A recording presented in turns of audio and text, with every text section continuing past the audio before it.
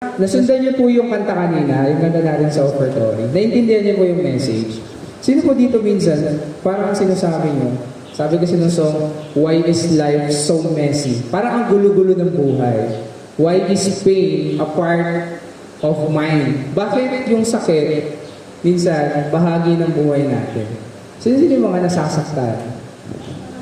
Lahat tayo. Nanghihina. Yung mga napanghihinaan po ng loob. Actually, kaya po ito yung series natin this time. Pangalawang linggo natin. Kaya natin ito pinag-aaralan kasi po, yun nga, sa mga nagdaang araw, nagdaang linggo, buwan, ng bawat isa sa atin dito, talagang mahirap yung sitwasyon natin sa buhay.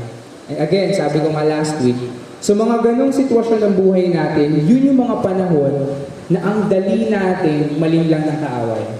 Kapag nangihina yung loob natin, ang dali tayong malinlang ng kaaway. Kaya po natin pinag-aaralan to para matutunan natin harapin yung mga sitwasyon natin sa buhay. Ibig sabihin ng matibay ang loob, matapang sa ibang salita. Pag sinabing matapang, hindi lang to yung lalabas ka ng bahay nyo, maghahamon ka ng away.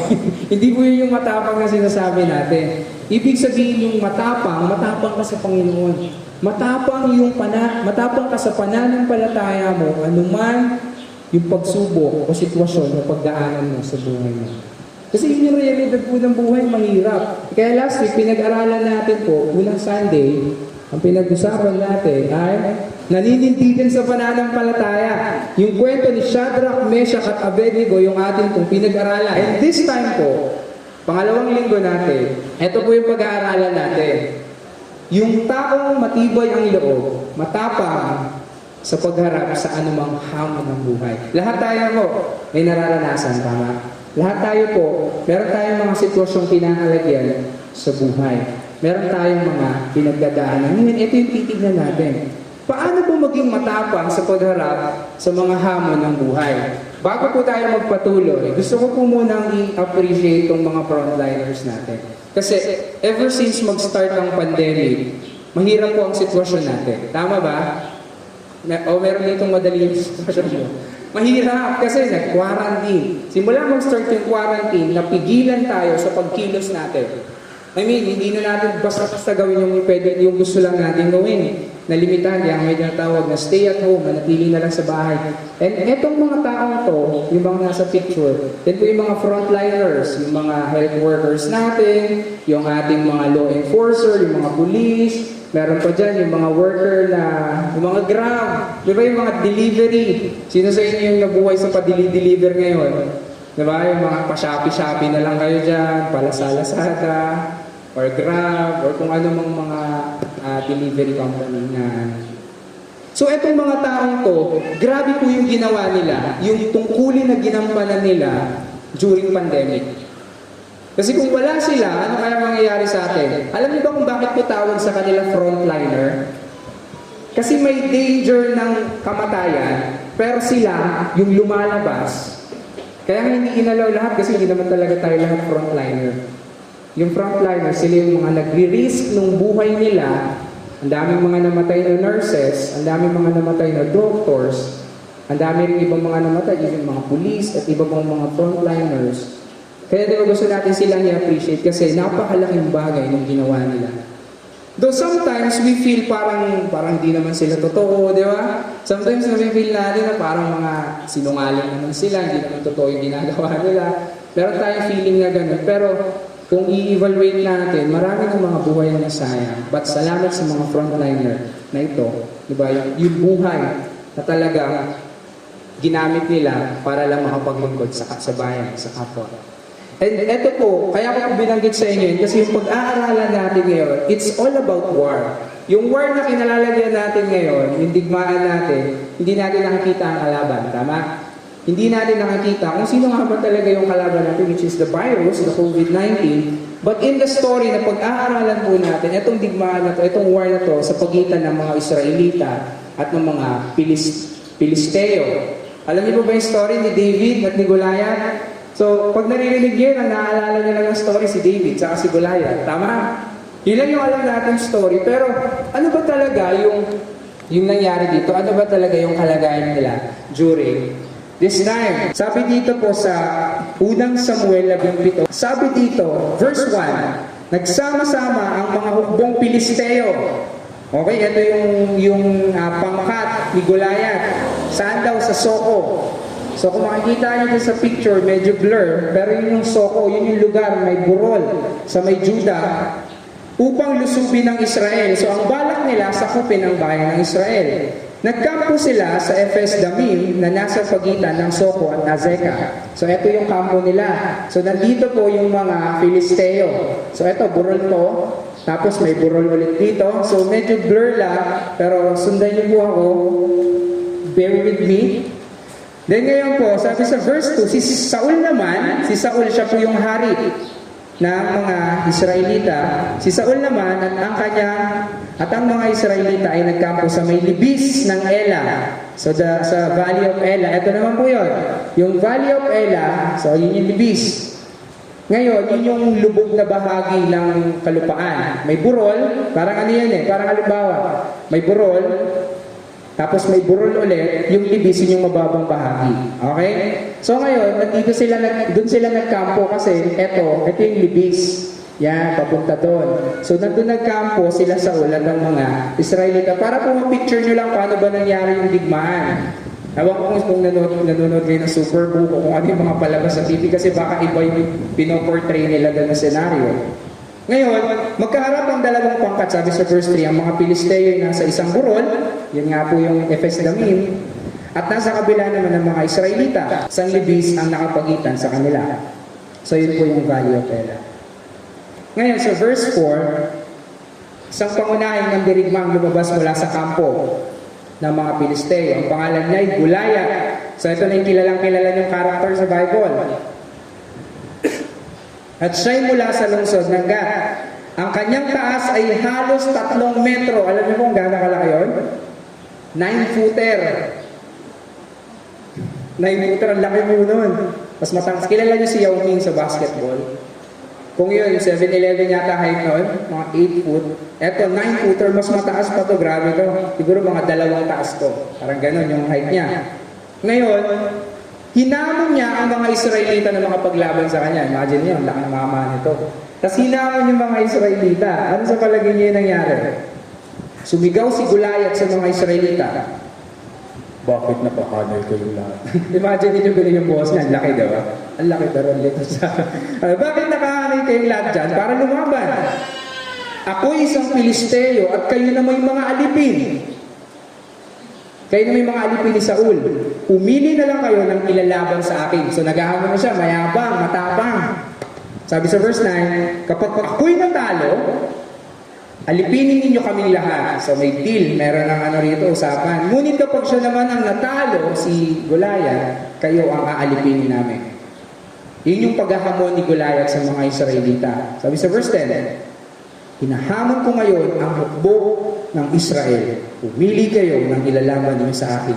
Imagine niyo Israel, ano kayang nararamdaman nila during this time? Ano kayang sitwasyon nila? Kapalagay niyo, yung mga nagbasa ng story, nakakalam ng story. Sabi sa verse 11, nang marinig ito ni Saul at ng mga Israelita, nang hina ang kanilang loob at sila ay natakot. Yun yung nangyari. Nung nagamon si Goliath, yung hari, si Saul, nauuna pa na nanghihina yung loob. Nauuna pa na natakot. Tignan po natin itong slide na to. Meron pong mga dahilan bakit napanghinaan ng loob si Haring Saul. Alam niyo po kung ano yung mga dahilan kasi po eto yung mga bagay niya. 3 bagay kaya napanghinaan ng loob si Haring Saul. Meron yata po dyan sa handouts nyo. Pwede niyo pong sulatan yung mga blanco. Una po, kaya si Haring Saul napanghinaan ng loob dahil sabi sa unang Samuel 10, 21, 22, likas na mahina ang loob niya. Alam niyo po kung bakit sinasabing likas na mahina ang loob niya? Bago siya itanghal ng hari ng Israel, so nagbubunutan kung sino yung magiging unang-unang hari ng Israel. Alam niyo po ang ginagawa ni Saul? Nagtatago po siya dun sa mga bagahe nila, bagahe ng mga Israelita. Di ba basically, pagka may mga ganon o magiging hari, parang masaya ka dapat, na-excite ka, pero alam niyo po siya nakatago. Ayaw niya makipakita sa mga tao. Mahina yung loob niya, natatakot siyang maging hari ng Israel. Siguro dahil responsibilidad yon, hindi niya alam kung ano yung mga kakaharapin niya bilang hari. So likas na mahina yung loob niya. Ngayon, sabi sa pangalawa, ano yung pangalawang dahilan bakit napahinaan ng loob si Haring Saul? Kasi mas pinapakinggan niya ang tao kaysa sa Diyos. Sabi yan sa unang Samuel 15, 20-21. Etong mga panahon na to, hari na siya. May utos ang Diyos sa kanya. Pumunta ka sa Amalek, patayin mo lahat. Wala kang ititira. Eh, nung nandun na sila, pinagpapatay nila yung mga Amalekita. Tapos, naudyokan siya ng mga kawal niya, ng mga tao. Itabi natin yung mga magaganda para sa Diyos. Eh, wala namang utos na ganun yung Diyos. Sabi, patayin lahat, walang ititira. Babae, bata, mga hayop, patayin lahat. Eh, may tinabi siya. Kasi sabi ng mga tao niya, tabi natin to para matutuwa yung Diyos dito pag inalay natin to. At doon papasok yung verse na alam ninyo. Na mas kinalulugod ba ng Diyos yung paghahandog ninyo kaysa sa pagsunod nyo sa Kanya? Yun yung alam natin verse. So kasi siya, mas pinapakinggan niya yung tao. Kaya pag natatakot yung tao, siya, ano siya? Natatakot din siya. Pag malakas yung loob ng mga tao niya, ano siya? Malakas din loob niya. Ganun po siya. Nakadepende siya sa mga tao niya. At pangatlong dahilan, kaya po siya napanghinaan ng loob. Dahil wala ng Espiritu ng Diyos sa kanya. Nung naging hari siya, inanoint siya ni Samuel. Yung banal na Espiritu ay sumakanya. Kaso lang, sa pagsuway niya nga dito, pinakinggan niya yung tao kaysa sa Diyos, umalis, iniwanan siya ng banal na Espiritu, sabi sa unang Samuel 16-14. So pwede niyo pong basahin yung mga verse na yan para makita namin na ayan pala yung mga nakalagay dyan. Kaya rin mahina yung loob niya kasi wala na siyang lakas ng loob na nanggagaling sa Diyos. Yun yung dahilan kaya po si Haring Saul ay napamahinaan ng loob. Nung hinamon siya, kasi nung hinamon siya ng mga Pilisteo, ni Goliath, ng mga Pilisteo, hari pa rin siya, kaso wala na yung basbas ng Panginoon sa kanya. Ang hirap nun, ano? Hari ka, pero hindi mo kasama ang Diyos. So parang nagiging hari na lang siya, naglilid na lang siya ng Israel dahil na lang sa tao. Parang hirap nun, ano? Kailangan ko talaga dahil basbas ng Panginoon. Ngayon, ito po yung sumunod na nangyari. Sa verse 12, ipinakilala sa atin si David. Pumasok na sa kwento yung ating kilalang-kilala rin na character sa Bible. Si David ay anak ni Jesse na isang Efratita mula sa Bethlehem, Judah. Siya po ay bunso sa 8 magkakapatid. Yung 3 niya pong kuya, yung panganay, pangalawa at pangatlo ay mga kawal ni Haring Saul. And sabi sa verse 16, sa loob ng 40 araw, ito yung ginagawa ni Goliath, umaga't hapon niyang hinahamon yung mga Israelita. Day 1. Ano? Sino papalag sa akin? May napili na ba kayo? Tulog. Day 2. Meron na ba? Meron na ba? Tulog. Day 3. Ano? Sino papalag sa akin? Day 4. Ganun, araw-araw. 4. Ano sabi mo sa verse 16? Sa loob ng 40 araw, kinukot siya ang mga Israelita ni Goliath. Sabi sa verse 17, isang araw, inutusan ni Jesse si David, anak, dali mo agad itong 5 salok ng sinangag na trigo at 10 pinapay sa iyong mga kapatid na nasa kampo. At sabi sa verse 20, yung utos ng tatay niya, kinabukasan, maagang pumangon si David. Ipinagbili niya sa iba ang mga tupang inaalagaan at nagpunta sa lugar ng labanan. Dala ang pagkain pinabibigay ng kanyang ama. Nang dumating siya sa kampo, palusog na ang buong hukbo at sinisigaw ang kanilang sigaw pandigma. So yung mga Israelita, parang susubukan nilang lumaban. So yun yung nangyayari, diba? Natatakot sila. Pero ngayon, parang itatry nilang lumaban. So tignan natin kung ano nangyayari sa story. So verse 23, samantalang sila'y nag-uusap, si David, medyo nakikiusisa po siya doon sa mga mandirigma o sa mga kawal ng Israelita.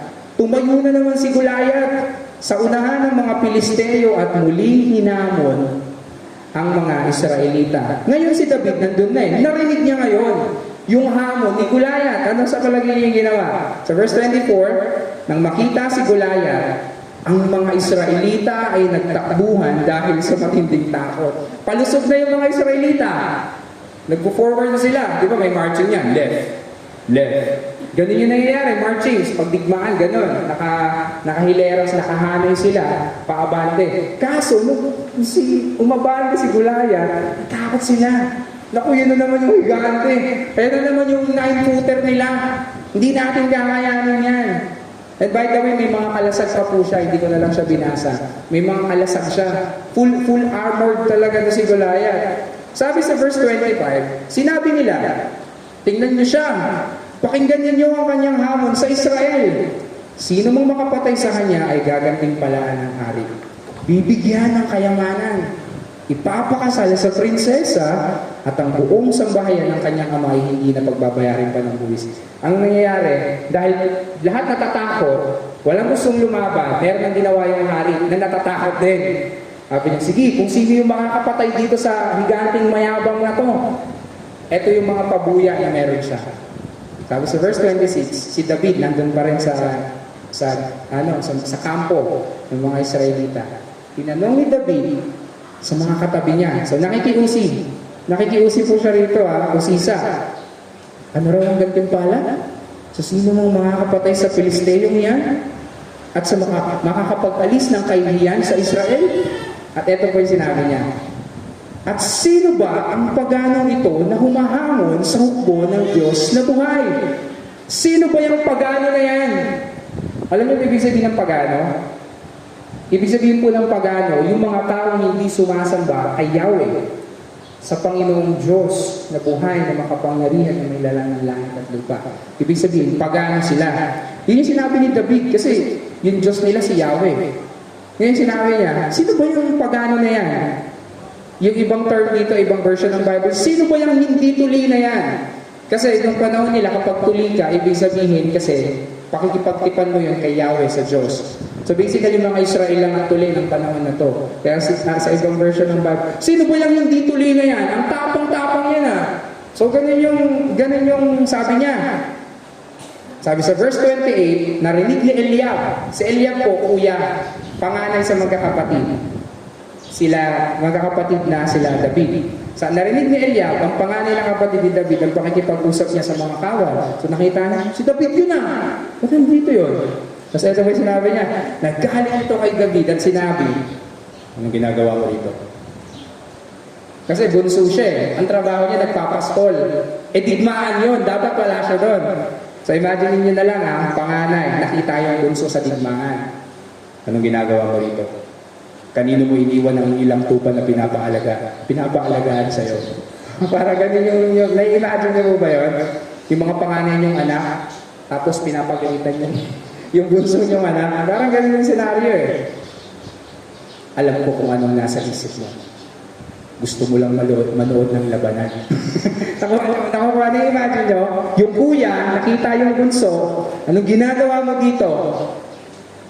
Sa iniwan yung mga tupa natin. Alam ko naman yung dahilan bakit ka nandito Gusto mo lang manood ng labanan. Pero siguro, baka na-excite siya. Ngayon, sabi sa verse 29, yung typical na sagot ng bunso sa panganay. Sumagot si David, bakit? Ano pong ginawa ko? Masama ba magtanong? Di ba usually ganyan yung mga bunso? Pag sinasaway ng panganay, bakit masama ba magtanong? Pinapunta ako ni tatay dito dinala ko na nga kayo ng pagkain, tapos ganyan ka pa sa akin.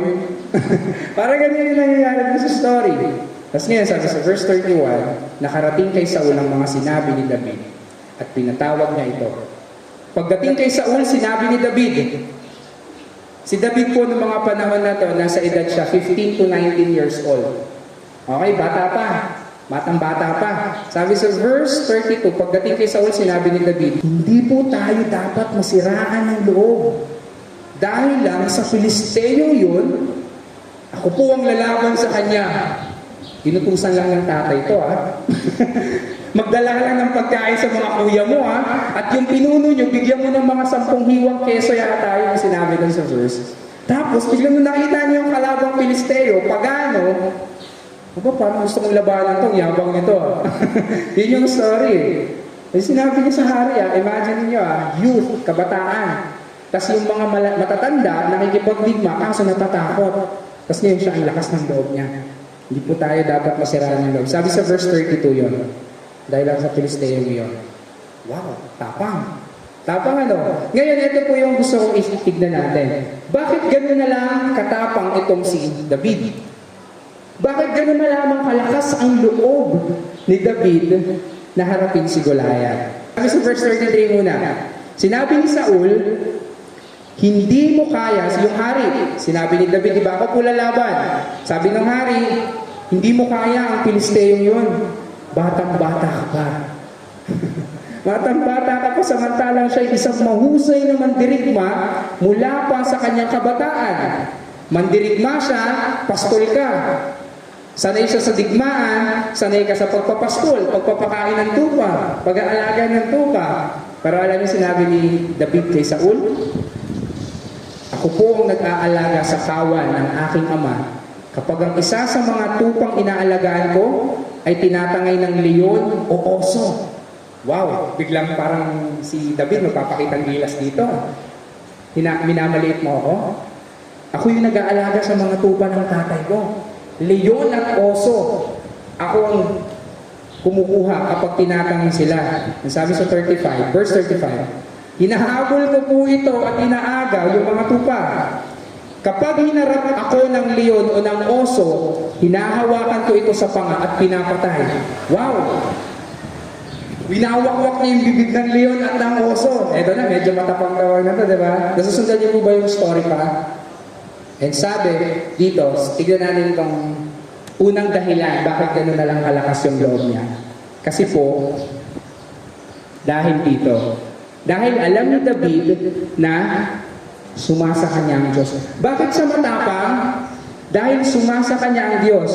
Pag binasa niyo po yung unang Samuel, 16, 13, sa 14 po ng 16 ng unang Samuel, ito yung pagkakataong umalis yung banal na spirito kay Haring Saul. Sa verse 13, yung banal na spirito ay pumunta naman kay David. Sabi sa verse na to, kinuha ni Samuel ang sungay na sisidlan ng langis at binuhusan niya si David ng langis sa harapan ng kanyang mga kapatid. At nilukuban si David ng spirito ni Yahweh. Mula noon, sumakanya na ang spirito ni Yahweh. Ito yung panahon, hindi pa man siya hari, pero may basbas na siya ng Panginoon na siya yung susunod na magiging hari ng Israel. Wala pa yung title sa kanya.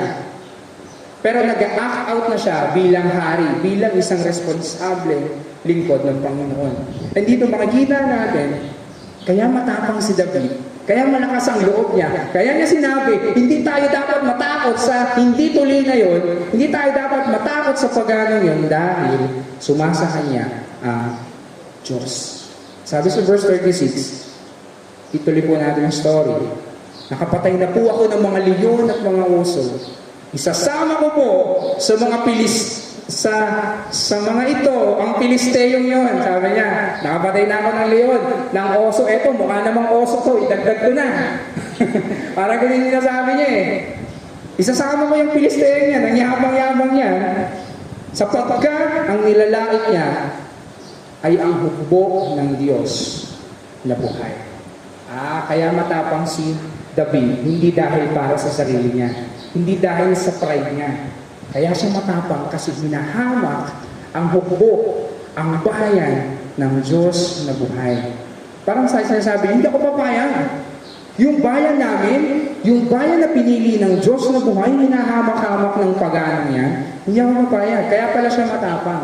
Dahil sumasa kanya ang Diyos at hinahamak yung kanilang bayan. Idinugtong pa ni David, iniligtas ako ni Yahweh mula sa mga mababangis na leon at mga oso. Ililigtas din niya ako sa kamay ng Pilisteo yun. Wow, ang galing, di ba? Kung iniligtas ako ni Lord sa mga oso at sa mga leon, na parang mas mababangis pa yun kaysa sa pagano yun, ililigtas din ako ni Lord Lord. Kaya po yung pangalawang dahilan, kaya po yung malakas ang loob ni David dahil ang Diyos ang tagapagligtas. Dahil alam niya na ang Diyos ang tagapagligtas ko. Sa mga sitwasyong mahirap, sa mga sitwasyong parang imposible may mangyaring maganda, alam ko na ang Diyos ang magliligtas sa akin. Especially sa situation na ito po parang lamado na yung mga Pilisteo sa mga Israelita. Kasi meron silang frontliner si Goliath. Sila wala. Natatakot. Siguro nagtatago yung hari nila kung saan man, sa kampo, sa tent. Pero si David, kaya malakas ang loob niya dahil alam niya na ang Diyos ang tagapagligtas. Kaya sinabi ni Saul sa verse 37 pa rin po, kung gayon, labanan mo siya at samahan ka nawa ni Yahweh. Sabi sa verse 40, pagkatapos dinampot niya ang kanyang tungkod, namulot siya ng 5 makikinis na bato sa sapak, inilagay sa kanyang supot na pampastol at lumakad upang harapin si Goliath. Pero syempre, bago itong verse 40, ang ginawa ng hari, sinabi siya, sige, lumabang ka, labanan mo siya. Sumaiyo ang Panginoon, sumaiyo ang Diyos, samahan ka nawa ni Yahweh. Ang ginawa ni Haring Saul, sinuotan siya ng baluti. Ang liit niya. Ang laki ni Saul. Ang tangkad mo kasi ni Saul Sinuot sa kanya yung baluti ni Haring Saul. Hindi siya makagalaw. ang liit niya kasi, tapos ang bibigat ng suot-suot niya, hindi siya makahakbang. Kaya sabi niya, hindi ko kailangan yan, kamahalan. Ito lang yung kailangan ko. 5 makikinis na bato. At yung tirador niya. So yun yung alam natin nila. Sabi sa verse 41, si Goliath naman ay lumakad din, papalapit kay David sa hulihan ng tagadala ng kanyang panangga. Nang makita na si David ay isa lamang kabataan na may maamong itsura, alam niyo po yung sinabi niya, nilait niya ito. Sabi sa verse 43, pakutyang tinanong, ano akala mo sa akin? Aso ba ang lalabanan mo? At may dala kang patpat? At si David ay sinumpa ng Pilisteo sa pangalan ng kanyang Diyos. Hinamak palalo yung Diyos ni David. Ano ba naman ito? 9 foot ako. Tapos yung kalaban ko may dalang patpat tsaka bato. Ano ito, aso? So yun yung gusto niya sabihin Sinabi pa niya, halika nga rito at nang may pakain kong bangkay mo sa mga ibon at sa mga hayop. Kasi usually sa digmaan, nagyayabangan yan Meron silang mga speech bago maglaban. Kung nailig kayo manood ng mga digmaan ko, ganun yung ginagawa ng dalawang pangkat. Bago sila maglaban, may mga bitawan pa ng salita yung leader, yung frontliner nila. O minsan yung mga hari kapag yun yung frontliner. So yung sinabi niya, liga nga dito. Nang sa gayon yung bangkay mo, may pakain ko sa mga ibon at mga hayop. Alam niyo po sinabi ni David, hinamak siya. Hinamak yung Diyos niya lalo Alam sinabi ni David, ang dala mo'y tabak, sibat at pantusok, ngunit lalabanan kita sa pangalan ni Yahweh, ng mga pangyarihang Diyos ng Israel, na iyong hinahamak. Sabi sa 46, ngayong araw na to, ibibigay ka ni Yahweh sa aking mga kamay. Wow! Ang epic nito, kung telenovela to, ang epic nito. Yung parang may mga background music pa yan. Ngayong araw na to, ibibigay ka ni Yahweh sa aking mga kamay. Pababagsakin kita. At pupugutin ko ang ulo mo. Grabe, pupugutin ko yung ulo mo. At ipapakain ko sa mga ibon at sa mga mababangis na hayop ang mga bangkay ng mga kawal ng nagbuong Pilisteo. Sa gayon, malalaman ng buong daigdig na may Diyos sa Israel. Sabi sa verse 47, at makikita ng lahat ng narito na makapagliligtas si Yahweh kahit walang tabak at sibat. Kay Yahweh ang labanang ito at ibinigay na niya kayo sa aming mga kamay. Wow! Ang ganda, no? Nakasa niyo po ba yan sa Bible? Sinabi ni David, kay Yahweh ang labanang ito. Okay, malalaki kayo. Okay, mga mandirig pa kayo. Ako, pastol lang. Pero naniniwala ako, hindi ako. Hindi akin ang labanan na to, kay Yahweh to. Kaya yung pangatlong dahilan, kaya po siya matapang, si Haring David. Kasi alam niya na ang laban ay sa Diyos. Yung digmaan na yon sa pagitan ng mga Pilisteo at ng mga Israelita ay laban ni God. Ang instrumento niya si David at ang mga Israelita. Ang totoong lalaban ay ang Diyos. Grabe. Sabi sa unang Samuel 7, 47, at makikita ng lahat na narito na ang mga pagliligtas na si Yahweh, kahit walang tabak at sibak, kay Yahweh ang labanan ito. Yung kinanta natin kanina, though hindi naman na siya bago sa pandinig natin, pero hindi pa rin tayo familiar sa song. Sabi din sa song, di ba? Sa aking laban, ako'y luluhod, ako'y sasamba. O Diyos, ano sa akin sumunod? Ang laban ay sa'yo. Ang laban na to, yung parang kanta ni Pacquiao, no? Para sa'yo, ang laban na to. Pero yung laban na yon, yung para sa'yo, kay God yun. Si God talaga yun. Kung i-relate natin siya sa atin, yung laban na to ni David kay Goliath at sa mga Pilisteo, kay God, hindi sa kanya. Kaya pala siya matapang. Sabi sa 48, nagpatuloy sa paglapit si Goliath. So advance si Goliath. Patakbo siyang sinalubong ni David. Sa lugar ng labanan, so nandun na sila sa libis ng Ela. Sabi sa 49, dumukot siya ng bato sa kanyang supot at tinirador niya si Goliath. Tinamaan ito sa noo at bumaon ang bato roon. Si Goliath ay pasubsob na bumagsak. Isang tira lang po yun. Boom! Tapos bagsak siya. Bumagsak siya sa lupa. Sa 50, natalo nga ni David si Goliath sa pamamagitan ng tirador at bato. Napatay niya ito kahit wala siyang tabak. Patakbong lumapit si David. Tumayo sa likod ni Goliath, hinugot ang tabak ni Goliath mula sa suksukan nito at pinugutan ng ulo. Wow. Masyadong brutal tong part na to, SPG. Buti na lang walang bata yung mga bata. So, ganun yung nangyari. Nang makita ng mga Pilisteo na patay na nga nilang pangunahing mandirigma, sila'y nagtakbuhan. Wala na yung si Goliath, wala na yung frontliner natin, takbo! At may mga sumunod na verses pa hanggang verse 55, pinatay ng mga Israelita ang mga Pilisteo. At sino ang nagwagi? Yung may 9 foot tall, na frontliner, na mayabang, na matapang? Hindi. Yung merong frontliner na pastol, na walang alam sa digmaan, ang alam lang ay mag-alaga ng tupa. Pero yung pag-aalaga niya, winawasak yung bibig ng leon, winawasak yung bibig ng oso. Ngayon, ano po yung ibig, ano makikita natin dito sa message na? Tignan po natin yung pagkakaiba ni Saul at ni David sa pagharap ng hamon nila sa buhay. Kasi parehas naman sila na laging na-involve sa digmaan. Kanina po, ayan, likas na mahina ang loob ni Samuel, ni Saul. Mas pinakinggan niyang tao kaysa ng Diyos, wala na ang Espiritu ng Diyos sa kanya. Si David naman po kasi, kaya siya matapang, sumasa kanya ang Diyos. Kay Saul, wala na yung Espiritu ng Diyos. Ang Diyos ang tagapagligtas nito. Pero dito, tao, yung inaasahan niya. E kapag natakot na yung tao, takot na rin siya, na panghihinaan, pero siya matapang dahil si God ang magliligtas sa kanya. Wala nang dito, ang laban ay sa Diyos. So doon, nakapokus siya sa sarili niya, mahina ako. Hindi ko kaya, natatakot ako, wala akong abilidad, wala akong kakayahan. Pero si David, yung laban na to kay God. Kahit pastol lang ako, kahit hindi ko alam kung mananalo ako, kahit tirador lang yung meron ako, basta kay God yung laban na to, gagawa siya ng himala.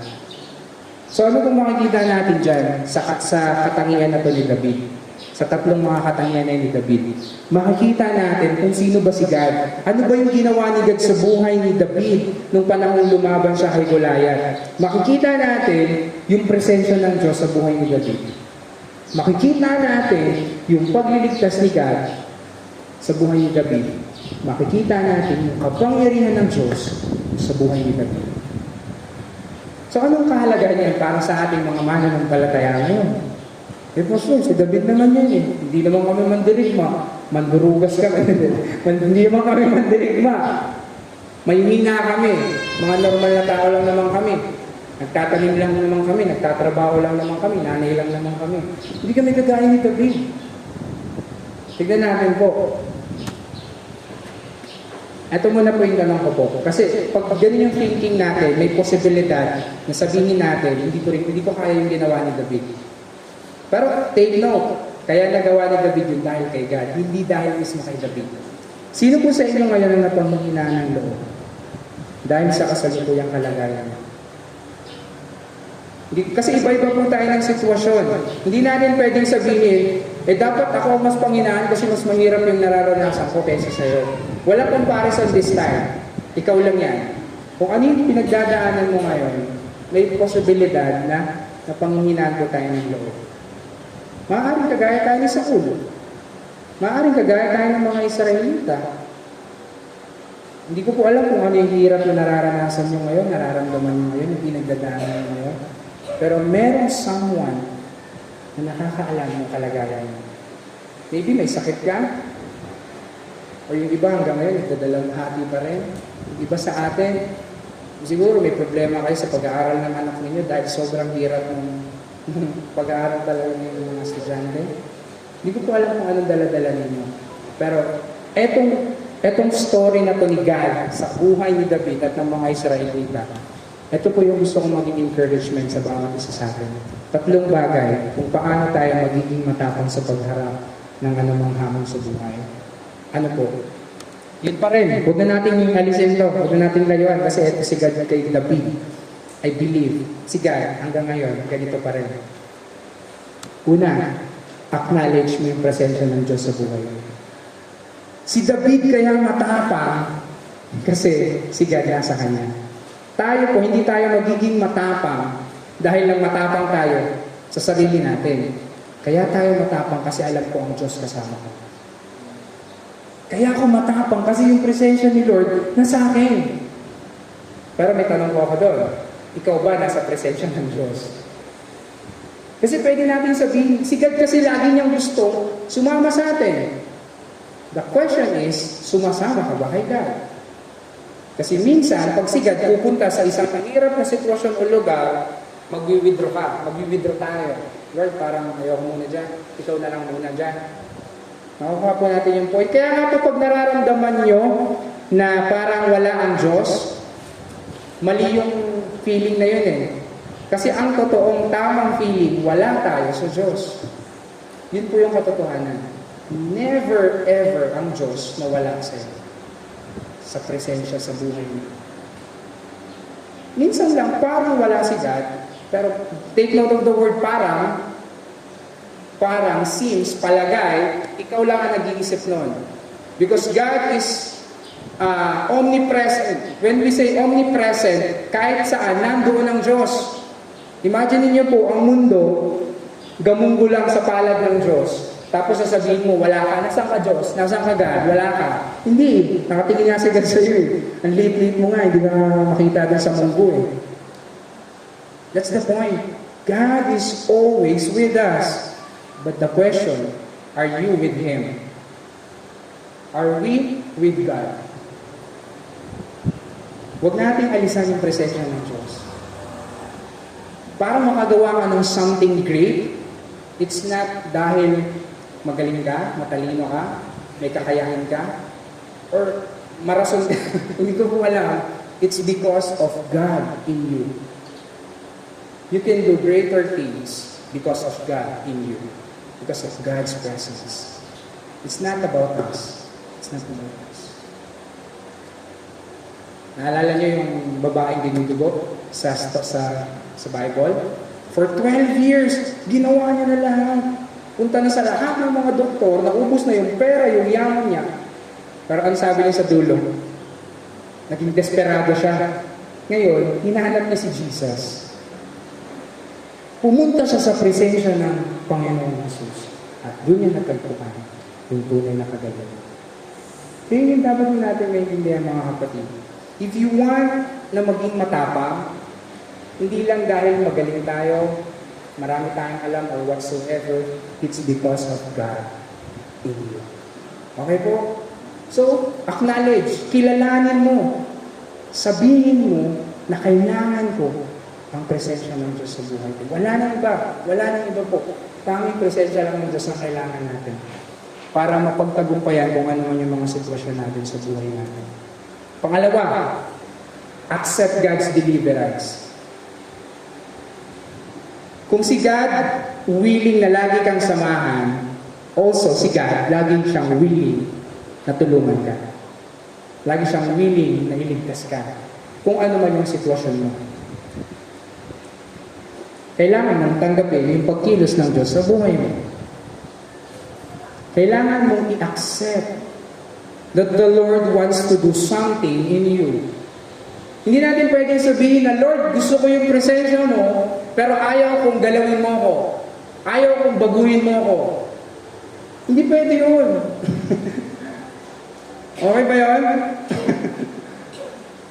Ano yan eh, nagpasama ka sa, wala pa. Yung mga youth, nagpasama sa nanay, di ba?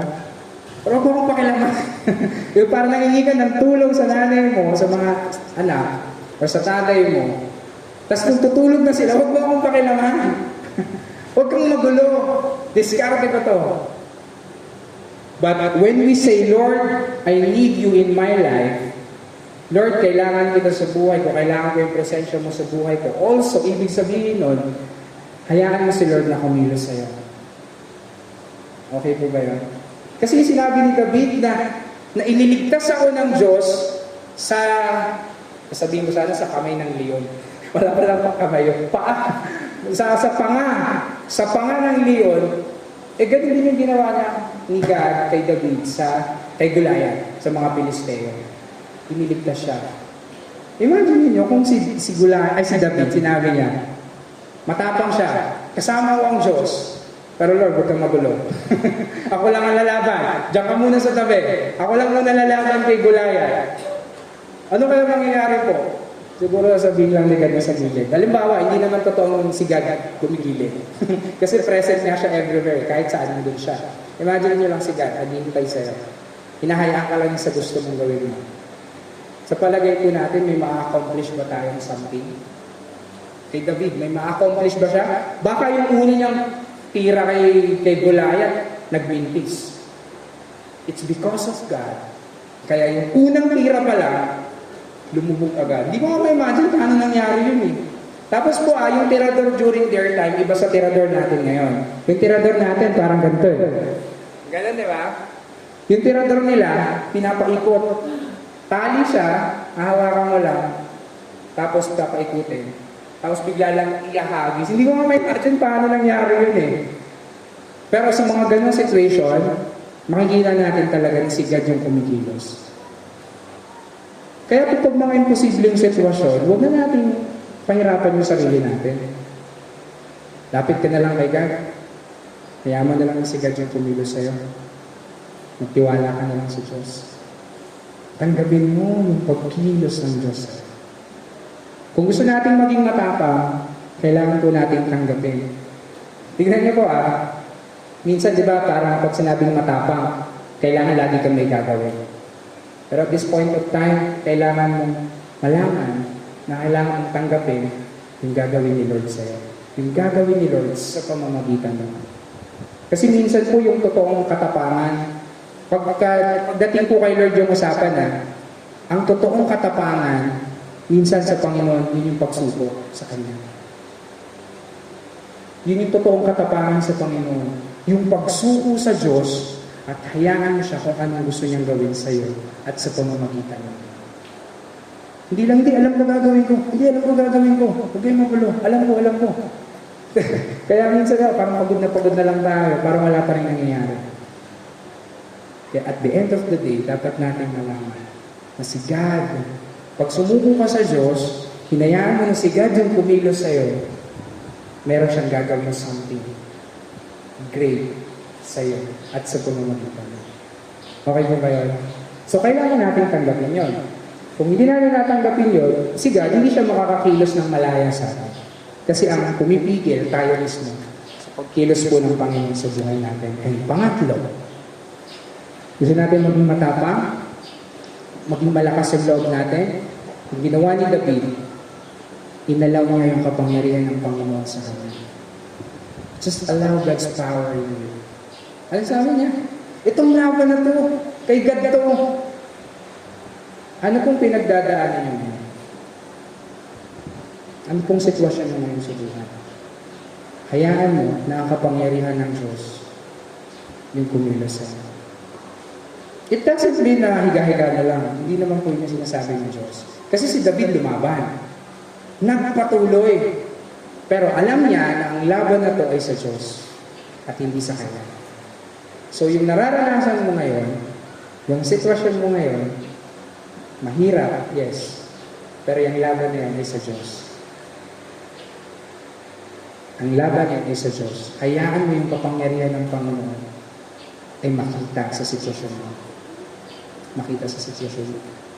Alam niyo pagkatapos yung halimbawa, may situations nga kayo ngayon, mahirap. Pero pag naging matapang tayo through these things, through these points, magiging testimony ito eh. Magiging testimony ito.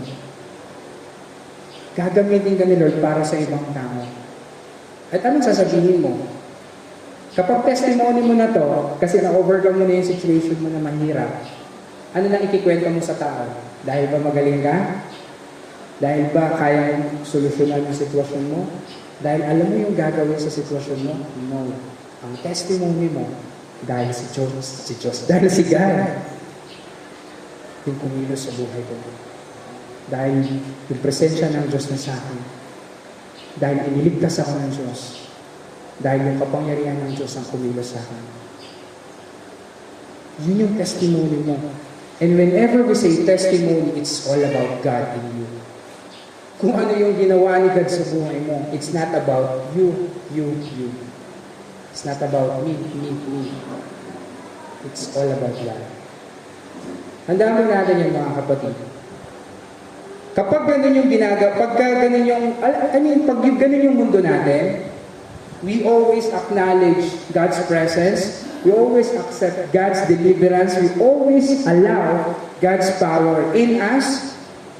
Etong mundong ko, naniniwala ako magiging better. Magiging maganda yung mundo natin dahil madalas natin marinig sa tao, Diyos. Hindi yung Diyos ko po, hindi na lang yung puro Diyos ko dahil. Hindi lang yun eh. Ang maririnig natin, ang galing ng Diyos sa buhay ko.